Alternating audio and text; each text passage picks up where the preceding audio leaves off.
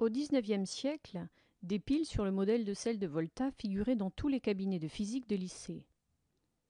Rondelles de cuivre, rondelles de feutre, rondelles de zinc, ce sont maintenant des objets de collection à préserver. C'est donc avec un matériel expérimental contemporain que nous allons suivre les indications données par Volta. Dans la lettre qu'il adresse en 1800 à la Royal Society, Volta écrit : « Je me fournis de quelques douzaines de petites plaques rondes ou de disques de cuivre, et d'un nombre égal de plaques de zinc. Je prépare en outre un nombre assez grand de rondelles de carton, ou de quelque autre matière spongieuse capable d'imbiber et de retenir beaucoup de l'humeur dont il faudra, pour le succès des expériences, qu'elle soit bien trempée. » À l'époque, le terme humeur désigne une solution. Il s'agit ici d'eau salée.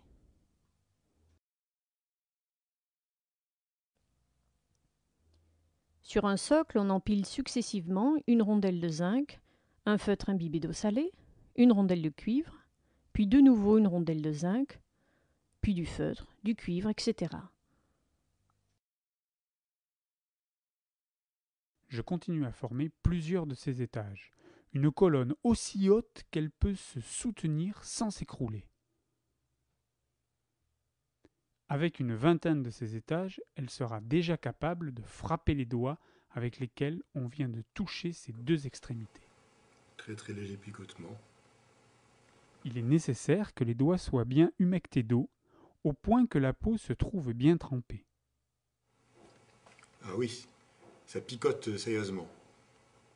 Cet appareil est capable de donner des commotions qui se répètent à chaque fois qu'on le touche. Ouh, j'ai pas mal. Non, là, bon.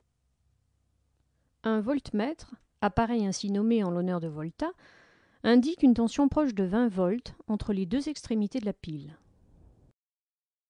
Si l'on remplace le voltmètre par un ampèremètre, ce qui met la pile en court-circuit, on voit que le courant délivré par la pile, d'une vingtaine de milliampères, ne présente guère de danger. Et cette intensité chute assez rapidement. Il est en revanche dangereux de réaliser un tel court-circuit avec des générateurs de résistance interne beaucoup plus faibles, tels qu'une batterie de voiture. Ni l'ampèremètre ni la batterie ne supporteraient le courant de court-circuit qui atteint alors plusieurs centaines d'ampères. Revenons à la lettre de Volta. Mon appareil est susceptible de plusieurs variations. Je vous présente ce nouvel appareil que j'appellerai à couronne de tasse.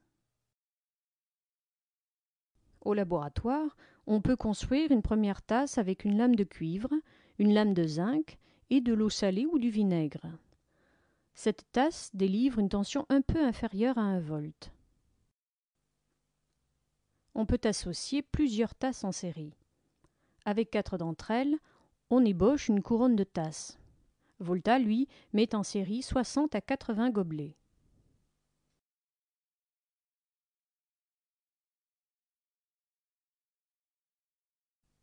Très vite dans toute l'Europe, l'idée est reprise sous une forme plus pratique, la pile à auge.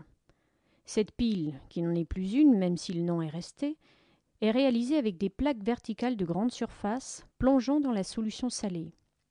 Sa résistance interne est donc beaucoup plus faible.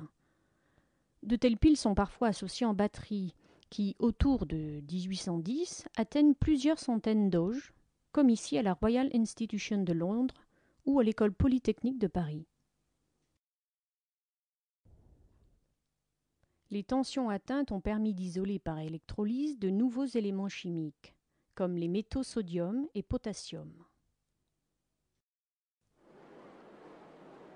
Le chimiste anglais Davy montre au public londonien des effets spectaculaires, tel l'arc lumineux éblouissant qui surgit entre deux tiges de charbon.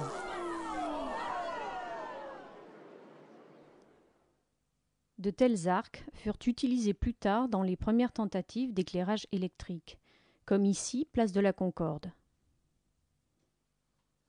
Les premières applications de la pile dépassent donc très largement celles prévues par Volta.